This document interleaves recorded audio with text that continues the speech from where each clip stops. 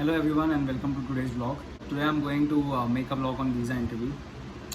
For all of you who just subscribed my channel and who don't know me that well, I'm Kanish Mishra and I make videos related to fitness, motivation, lifestyle, and I also make vlogs related to people who are planning to study their masters in United States of America.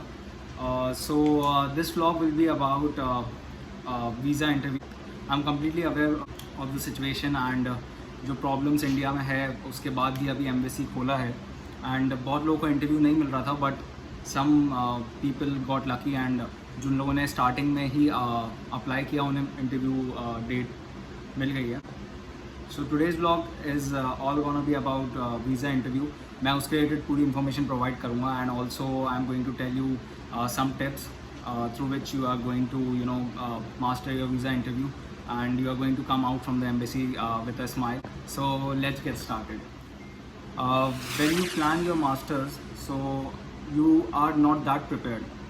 You just know that you have to take this particular course and you have to just give your JRE first, then TOEFL, and then उसके बाद सारे बस documents ready करके visa interview देना है. सो this is the process जो सबके दिमाग में रहती है. सो पहले अपने आप को रेडी करो. अगर खुद रेडी रहोगे तो हर चीज़ कॉन्फिडेंटली कर पाओगे. तो वीज़ा इंटरव्यू की पहली टिप यही है कि आपको खुद को अपने आप को रेडी रखना चाहिए. आपको मालूम है कि आपको क्या करना है and what are your plans, what are your goals and like which program you are getting into. उन सब के बारे में एक प्रॉपर इन्फॉर्मेशन होना चाहिए before you schedule your visa interview. क्योंकि मैंने देखा है कई लोगों को कि वो बहुत फंबल करते हैं इंटरव्यू के टाइम पे and is all because of lack of confidence. क्योंकि अगर आपको अपने गोल और अपने करियर के बारे में अच्छे से नहीं पता होगा तो आप वहाँ पे जाके उसको चाहे कितना भी आपने रटा हो आंसर, आप उसको अच्छे से एक्सप्लेन नहीं कर पाओगे. अगर उसने कुछ एक लूप होल निकाला और उसमें आपको फंसा दिया तो you will B just getting stuck. Now second tip is get your papers ready. US Embassy की वेबसाइट पे मैं नीचे लिंक डाल दूंगा US Embassy की वेबसाइट का and there are some important papers which are mentioned. But उसमें उन लोगों ने अपने एकेडमिक पेपर लिखा हुआ है. They haven't mentioned list of document. Academically जो डॉक्यूमेंट्स आपको लेके जाना होता है वो मेनली ट्रांसक्रिप्ट्स होती हैं, मार्कशीट्स होती है अपने सारे सेमेस्टर की, प्रोविजनल डिग्री होता है. Don't worry even if you don't have your undergrad degree, you can provide them your provisional degree. Like even if you are in your 6th, 7th semester and you are planning to give your interview, so you can request your college to get yourself a provisional degree before you graduate. तो provisional degree वो लोग accept करते हैं तो उससे कोई problem नहीं होता है. एंड जो भी डॉक्यूमेंट की लिस्ट है वो मैं नीचे लिंक में डाल दूँगा. लिस्ट ऑफ डॉक्यूमेंट्स में सबसे पहले तो जो इंपॉर्टेंट डॉक्यूमेंट्स है उसमें सबसे पहले तो फाइनेंशियल डॉक्यूमेंट्स है.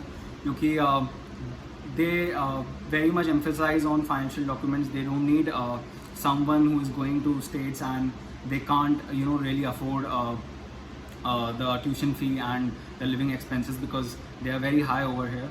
So they give emphasis and importance to your financial document. They look after your family background. Also वो लोग ये भी चेक करते हैं कि how much your parents are earning, या कोई रिलेटिव अगर इन्वेस्ट कर रहा है तो what is his earning or her earning.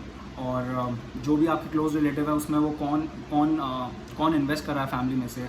अगर फैमिली फंड है तो उसका प्रॉपर एक्सप्लेनेशन होना चाहिए, टैक्स रिटर्न्स होने चाहिए, आंसर प्रिसाइज होना चाहिए, ज़्यादा लंबा नहीं होना चाहिए एंड बहुत रुक के नहीं बोलना है आपको आंसर. अगर आप आपको पता होना चाहिए कि इसका मुझे इतना प्रिसाइज आंसर देना है. ज़्यादा लंबा आंसर होगा तो फिर उसके बाद the person gets more stuff to ask. तो जितना छोटा आंसर रहेगा उतना जल्दी आपका इंटरव्यू ख़त्म होगा. So the next step is about the dress up, and the person is going to interview for like 5 minutes or 10 minutes. तो वो आपका फर्स्ट इंप्रेशन है उस पर्सन के सामने and you should be very sharp. मतलब कुछ इम्परफेक्ट नहीं होना चाहिए उस पर्टिकुलर पॉइंट ऑफ टाइम पे, क्योंकि वो आपको पहली बार मिल रहा है. वो आपका कैरेक्टर, आपकी पर्सनालिटी, उसके बारे में कुछ नहीं जानता.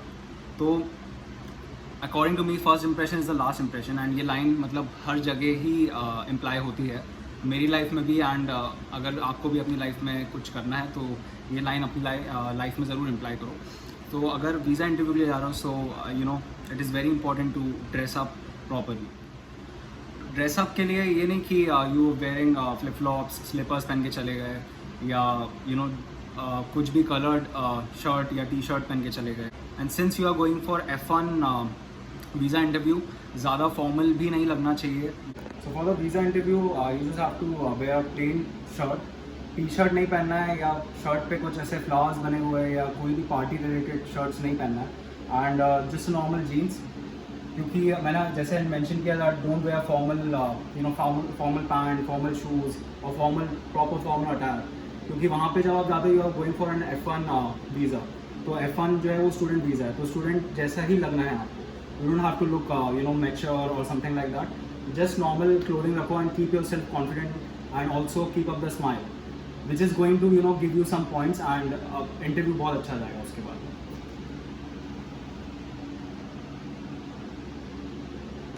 So this is how you should look on the day of your visa entry. Business visa होता है या कुछ होता है तो उसमें आप फिर भी फॉर्मल्स पहन के जा सकते हो, बट स्टूडेंट वीज़ा है तो just wear casual and just go with a smile and be confident.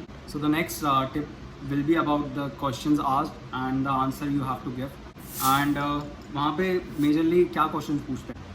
So this is a very important question which is going to be asked over there, and which is what are you going to do after you complete your masters. So इस पे बहुत सारे लोग ये बोल देते कि they are planning to work over there or they are planning to settle, but just say that I have OPT, so if provided a chance I would like to work there for at least 3 years, and then after my OPT period is completed I would like to come back to my country. This question is why did you choose this particular university. तो उसके लिए आपको उस university के बारे में सब कुछ पता होना चाहिए, उनका रिसर्च वर्क, पर्टिकुलर यूनिवर्सिटी ने तुम्हारे प्रोग्राम में क्या रिसर्च वर्क किया है, and you know why are you going to that university, which subject interested you, which faculties research work interested you. So you should keep all these things in mind, and also you should tell them about your program, why did you choose that particular program. Suppose your undergrad was in IT and now you are choosing something related to chemical or mechanical or maybe related to automation, तो उसका भी एक proper answer होना चाहिए कि what interested you to take that particular program. Second question which is asked is what does your father do, or how is he going to fund your education. And the third question is if you have a sibling, then they are going to ask what is he or she doing, and how is your father going to fund his or her education after you are gone. And बहुत simple answers होते हैं, बहुत precisely देना, ज़्यादा लंबा answer नहीं होना चाहिए. हाँ, शॉर्ट आंसर्स रहने चाहिए और कॉन्फिडेंस रहना चाहिए. इसके बाद जो क्वेश्चन होता है वो जनरली होता है कि व्हाट प्लान्स आफ्टर ग्रेजुएशन. तो मैंने उसके थोड़े बहुत आपको टिप्स स्टार्टिंग में दे दिए कि you don't have to say that you will be working there. You just have to say that if provided an opportunity, then sure I would like to work there for at least 3 years, since my OPT period is for 3 years, and after that I would like to come back to my home country and continue working over here in my particular domain. And the next question which is asked, which is mostly the last question, and they just have to ask this question to ask, which is how many admits did you get and how many rejects do you have. So you should have your acceptance and rejected mails printed copies, क्योंकि वो लोग कभी कभी मांगते भी हैं, but कभी कभी वो लोग सिर्फ ऐसे ही पूछ लेते हैं orally, and they just agree with the list you provide them. And उसमें कभी कभी वो लोग ये भी पूछते हैं कि ये पर्टिकुलर यूनिवर्सिटी में ये प्रोग्राम अच्छा था, so why did you choose this particular university. Admits अगर आपके पास होते हैं, so you should be prepared with all those answers. And the next step is after you are done with question and answer और during the question and answer, you just have to keep up with your smile. ज़्यादा stress करने की ज़रूरत नहीं, because I no मैं ये बोलूँगा but ये होता नहीं है. मेरे टाइम पे मैंने भी बहुत स्ट्रेस लिया था. I was feeling very stressed up, and मैं एक रात पहले सोया भी नहीं था. बट मैं वहाँ पे सुबह सुबह गया था, and there was a huge line outside, and मेरे आगे जो the person who was standing in front of me just got reject. तो मुझे लगा कि मुझे कहीं कोई प्रॉब्लम तो नहीं होगी या मेरा रिजेक्शन तो नहीं हो जाएगा.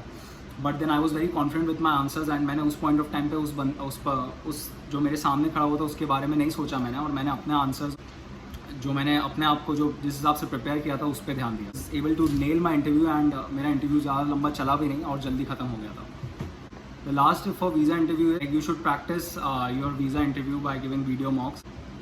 So there are a lot of questions which are available online, and you guys can literally go through the PDF. And उसमें ज़्यादा कुछ करना नहीं है. You just have to write down the question which are asked in the visa interview, and you have to speak in front of the camera. तो आप वो कैमरे से खुद इवैल्यूएट कर सकते हो, किसी और को दे सकते हो कि आप कितने कॉन्फिडेंटली आपने आंसर दिया और कितने प्रिसाइसली दिया.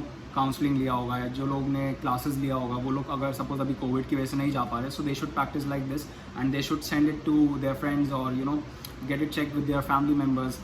तो उससे आपको पता चलेगा कि आप कितने कहाँ पे लैक कर रहे हो और क्या प्रॉब्लम है. So give video mocks which is going to help you a lot. You can then get to know your weaknesses and you can work on your answers. And मैंने जो सारे टिप्स दिए, I hope you all will follow. And इसे follow करने के बाद mostly मुझे मेरे हिसाब से कोई प्रॉब्लम्स नहीं होते, क्योंकि मैंने भी यही सारी टिप्स फॉलो की थी and I was able to nail my visa interview. It felt like जो सपने थे उसके पहले जो सीढ़ी चढ़नी होती है वो एटलीस्ट चढ़ गया मैं, एंड मुझे वीज़ा इंटरव्यू मिल गया था. और उतना अच्छा लगता है आपको कि आपके खुद के कैपेबिलिटी से आपने ये इंटरव्यू क्रैक किया एंड आपके खुद के हार्डवर्क से आपने क्रैक किया.